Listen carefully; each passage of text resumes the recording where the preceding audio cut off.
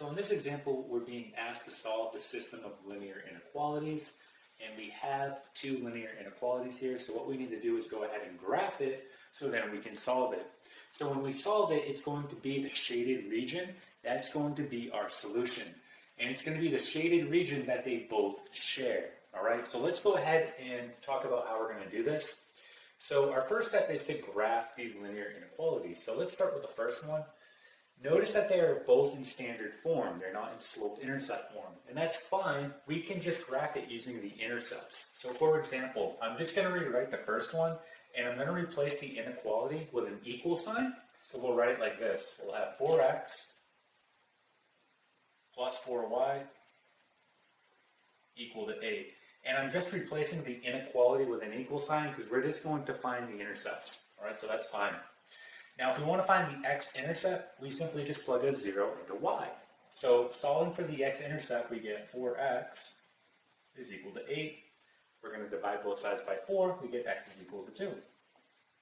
So this is our x-intercept. Let's find our y-intercept. So same thing. I'm going to plug a 0 into x, solve for y, and that will be my y-intercept. So plugging a 0 into x, I get 4y equal to 8. Same thing, I'm just going to divide both sides by 4, and I get y is equal to 2. So here's my x-intercept, here's my y-intercept. I'm going to go ahead and put those points on the graph, and then we'll go ahead and create our line. So we have x equals 2, so I'm going to go 1, 2 to the right. And then I have y equals 2, I'm going to go up 2. So 1, 2. So those are my 2 points. I can now go ahead and connect them, right? So I'm not going to use a ruler here. I'm just going to do it by hand, so it won't be perfect. But remember, it is equal to, so we're going to use a solid line here. So just trying our best to make this as straight as possible, right? We're going to have something that looks like this, okay? And there it is. So again, it is a solid line because it's equal to. So let's do the same thing on this inequality here. We're just going to go ahead and find the intercepts, and then we'll graph. So just erasing this, we're going to do the same thing. We're just going to replace the inequality with an equal sign. So we have this now. And we're just going to do the same thing. We're going to plug a 0 into y. We'll solve for x, and that will be our x-intercept. So plugging a 0 into y, we get 3x is equal to 3. And then solving for x, we get x is equal to 1. Here's my x-intercept. Let's do the same thing for the y-intercept. So plug a 0 into x. And we're going to get negative y is equal to 3. Divide both sides by negative 1, and you get y is equal to negative 3. Here's my y-intercept. So I can go ahead and put those 2 points on.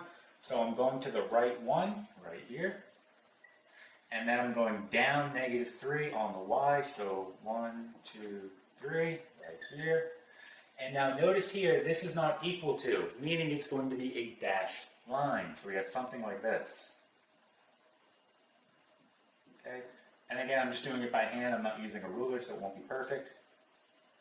But this is what it should look like. Okay? Now, we are not done yet.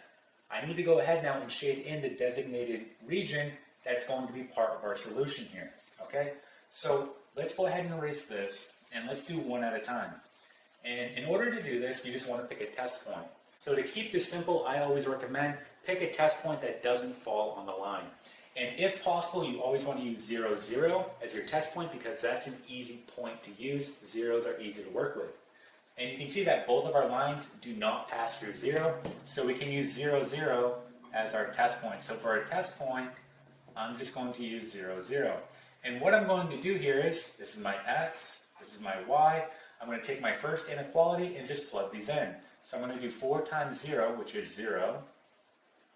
Right, and then plus 4 times 0, which again is going to be 0.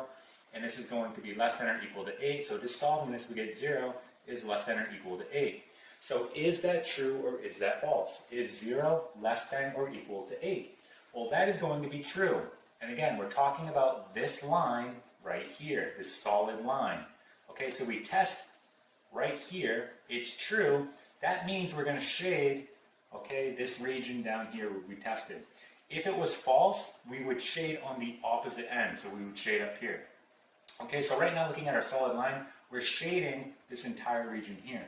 But before we do that, we want to go ahead and test this out, okay? So you'll see y in a second. So let's go ahead and test this out. Again, we're going to use our test point 0, 0. So just plugging it in, we get 3 times 0 minus 0 greater than 3. So again, this is just going to be 0 is greater than 3. Okay, so is that true? Again, my test point was 0, 0. Okay, I tested right here. I got 0 is greater than 3.